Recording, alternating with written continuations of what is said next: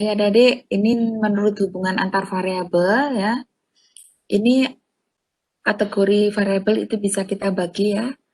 Misalnya di sini menurut hubungan antar variabel pun berdasarkan jumlah variabel, ini ada bivariate relationship, artinya di sini ada dua variabel, atau multivariate relationship, atau ada banyak variabel, jadi melibatkan banyak variabel di sini.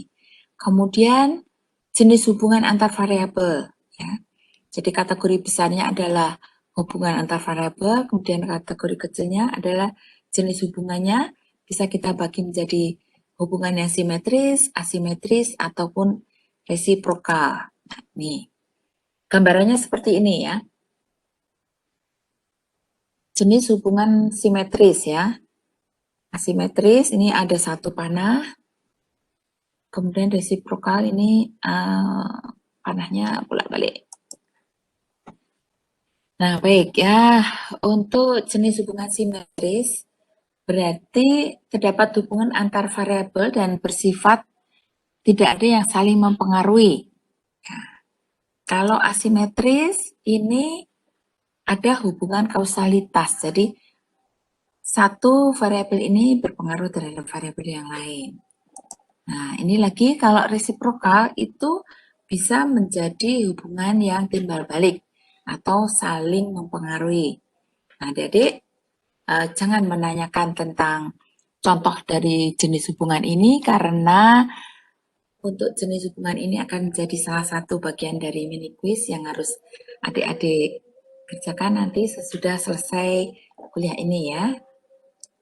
Nanti saya tolong diingatkan ya, Nisa. Kemudian menurut kedudukan dalam hubungan antar variabel ya, ini hanya penamaan saja. Kalau itu penelitian eksperimen misalnya, tadi mungkin sudah saya sampaikan ya. Jadi variabel bebasnya atau variabel yang diubah atau variabel yang dimanipulasi kita sebut sebagai treatment variable atau eksperimen variabel. Jadi kita memanipulasi atau bereksperimen dengan variabel tertentu. Jadi variabel itu yang akan kita rubah-rubah. Kemudian hasilnya atau outcome-nya itu seperti apa. Jadi misalnya contoh yang paling mudah adalah tentang dosis obat. Dosis obat misalnya kelompok yang pertama dosisnya 10%, kelompok yang kedua konsentrasinya ya maksud saya. Kelompok yang pertama konsentrasinya 10%, kelompok yang kedua 20%, kelompok yang ketiga 30%. Kemudian outcome-nya seperti apa? Misalnya penggunaan obat kumur. Obat kumur itu ada standar untuk konsentrasi dari zat aktifnya. Zat aktifnya itu standarnya misalnya adalah 10%. Maka di sini variabel yang ingin kita rubah apakah dengan konsentrasi di atas standar atau konsentrasi di bawah standar itu tetap memiliki efek yang sama dengan yang standarnya. Obat kumur itu misalnya yang akan kita lihat outcome variabelnya misalnya akumulasi plaknya. Dengan konsentrasi lebih tinggi, apakah akumulasi plaknya menjadi lebih sedikit? Konsentrasi lebih rendah, apakah akumulasinya menjadi lebih banyak? Karena kalau standarnya itu misalnya 10% itu akumulasinya 5. Kalau 5%, apakah akumulasinya menjadi 2? Kalau konsentrasinya dinaikkan, apakah akumulasinya menjadi lebih rendah? Nah, ya. Jadi ini mungkin kebalik, maaf ya. Jadi kalau konsentrasinya dinaikkan, apakah akumulasinya menjadi lebih rendah? Konsentrasinya diturunkan, apakah akumulasinya menjadi lebih tinggi? Nah, ini kita sebut sebagai eksperimen variabel dan outcome variabel pada rancangan atau jenis penelitian eksperimen. Ya. Baik, ini langkah yang terakhir dari penetapan variabel adalah definisi operasional. Sampai di sini, sebelum saya lanjutkan, ada yang mau ditanyakan?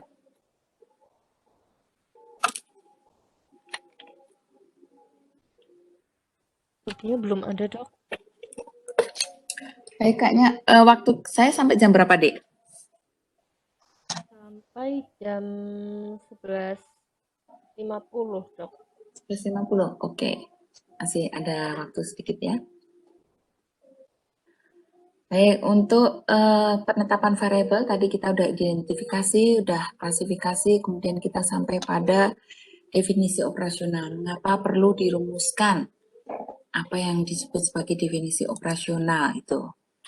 Jadi definisi operasional adalah definisi yang didasarkan atas sifat-sifat atau hal-hal yang didefinisikan yang dapat diamati. Jadi di sini sifatnya adalah objektif atau dapat direplikasi. Nah, mengapa perlu kita merumuskan definisi operasional dari variabel? Karena begini, kemungkinan seseorang melakukan penelitian, kemudian penelitian tersebut bagus, penelitian tersebut menarik. Ada orang lain yang ingin melakukan penelitian yang sama, tapi pada subjek yang berbeda, pada populasi berbeda, pada tempat yang berbeda. Kemudian orang tersebut ingin membandingkan hasil penelitiannya dengan penelitian yang sebelumnya. Sehingga istilahnya dia adalah melakukan replikasi dari penelitian orang lain. Nah, definisi operasional ini fungsinya adalah memberikan gambaran secara rinci apa yang dilakukan pada variabel tersebut. Jadi, di dalam definisi operasional itu akan ada penetapan alat pengumpul datanya itu apa, kemudian cara mengukurnya seperti apa. Sehingga kalau saya ingin membandingkan penelitian saya dengan penelitian orang lain yang sudah dilakukan sebelumnya, itu kalau alatnya sama, instrumennya sama, maka itu bisa diperbandingkan. Kalau misalnya sama-sama melihat status karies, kemudian satu menggunakan status karies pada gigi anak ya misalnya, di daerah A menggunakan indeks karies DMF kecil, kemudian di daerah B menggunakan indeks karies DEF ya, sehingga dua penelitian ini tidak bisa diperbandingkan ya. Karena apa? Karena mungkin instrumen pengambil datanya berbeda sehingga tidak bisa diperbandingkan atau disejajarkan. Atau mungkin ingin melakukan suatu penelitian yang cukup luas, misalnya di Indonesia ya, ada berapa ratus dokter gigi melakukan penelitian yang sama di seluruh Indonesia, kemudian variabelnya sama, tetapi kalau tidak didefinisikan operasional yang sama, maka hasilnya kemungkinan akan bisa berbeda, sehingga tidak bisa saling diperbandingkan. Nah, sekarang kita lihat ya, apa yang ditulis di dalam definisi operasional. Nah, definisi operasional merupakan penjabaran dari variabel penelitian atau objek penelitian yang meliputi pengertian, definisi atau batasan, di mana pengertian ini atau definisi ini bisa kita bagi lagi menjadi dua di sini ya.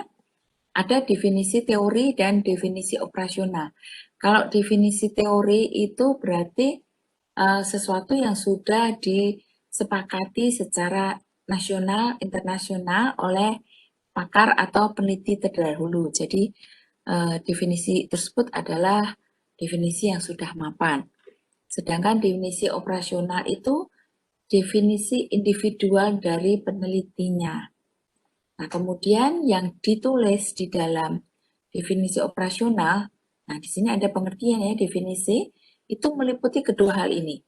Jadi tetap kita melakukan menuliskan dua macam definisi ini. Jadi di dalam definisi operasional kita tulis dulu definisi secara umum atau definisi yang sudah mapan ini dulu, kemudian kita tambahkan definisi kita atau definisi individual peneliti.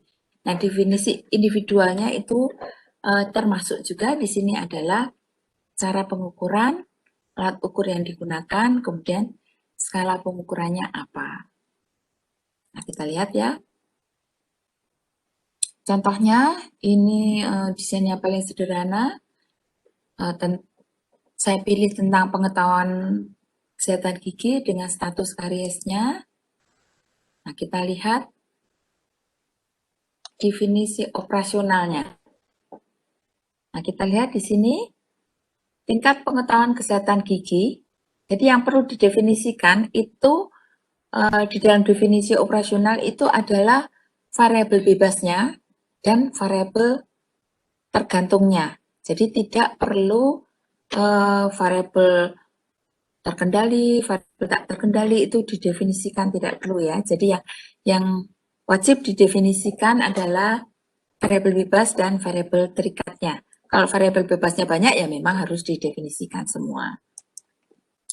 Di sini ya, untuk variabel bebas tingkat pengetahuan kesehatan gigi, ini kita yang pertama adalah ada 4 hal ya tadi ya. Yang pertama adalah pengertiannya. Tingkat pengetahuan itu definisinya adalah derajat pemahaman seseorang terhadap kesehatan gigi. Ini sebagai definisinya. Kemudian ada yang kedua adalah cara pengukuran. Cara pengukurannya bagaimana? Dalam penelitian ini diukur dengan kuesioner. Ini adalah cara pengukuran. Kemudian alat yang digunakan apa? Kemudian yang keempat adalah skala datanya.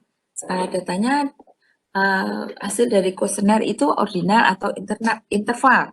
Nanti kita bisa memilih datanya apa, tergantung dari kuesionernya dan tergantung dari cara menjawabnya.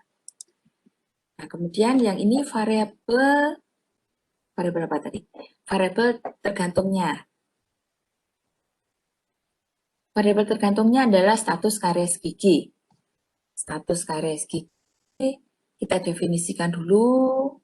Definisinya adalah derajat kerusakan gigi yang diakibatkan oleh karies. Karies gigi ya. Ini belum selesai ya definisinya.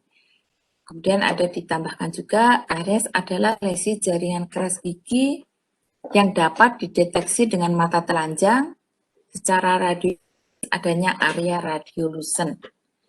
Nah, kemudian di dalam penelitian ini karies itu akan diukur dengan cara apa? Ternyata akan melakukan macam pengukuran, yaitu pemeriksaan secara klinis dan secara radiologis, dua-duanya dilakukan. Boleh juga misalnya hanya akan melihat klinisnya aja.